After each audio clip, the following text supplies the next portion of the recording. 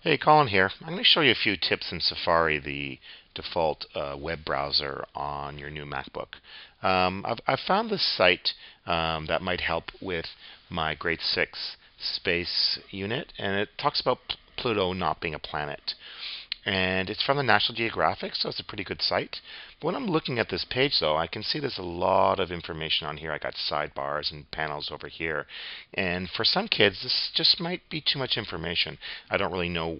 Potentially, this could be a little confusing. Also, when I go down to the bottom, I realize that the whole work is not here. I have to click on a second page to get to the whole article. So I'm going to show you some tips to dealing with a site like this. First of all, there's this handy little button here called Reader. And when I push the Reader button, what happens is it will get rid of all this extra stuff and just show me the text in a nice, easy, formatted page. This would be a lot easier for me to work with now. Also, if I go to the bottom, you can see I can zoom in or zoom out, or I could print this so I get the text without all the extra ads or things like that. Also, if I go down lower, if I use two fingers to scroll down, you'll notice that here's that end of the first page, but it automatically went and got the stuff from the second page of the website. I don't have to go and find that. It's all in one whole text. Now, this still could be a lot of text for some students. There's a lot of information in here. What are some tips to get the information out? Well, let me show you.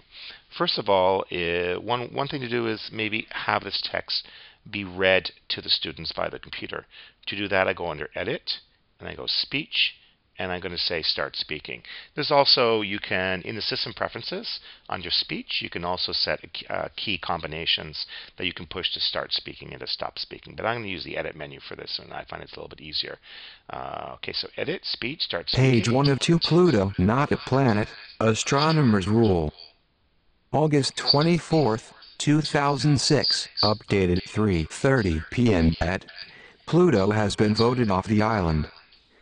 The distant, ice-covered world is no And of course, I can highlight any part of this to get it to speak just that part. Another thing that the MacBook has is this built-in kind of summarizing feature. And what it can do is if I highlight all the text, it can then summarize it and pull out the important main ideas, if you will. To do that, first of all, you have to select the text you want to work with. I'm going to work with the whole page. So I'm going to just push the Command button plus a letter A, and that will select all. I can also go Edit, Select All as well. So now I have the whole thing selected. I'm going to go to Safari and then into the Mythical Services menu. And underneath text is Summarize. And then what happens is I get this kind of a box where all the text has been sucked into this box. And I have a little slider here where I can summarize the text. 100%, this is all the text that's in there. But then I can start removing some of the text. And I don't know how it does it, but it's kind of getting rid of the bits it doesn't need and making the text shorter and shorter.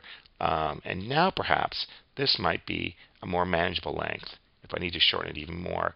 I'm not exactly sure the technology that's going on here, and some of the important information may be lost in this translation, but I find that you end up with a much smaller, perhaps more manageable amount for a student to read. If I click on paragraphs, it'll set it by paragraphs. And again, if I'm lucky, can I get this to...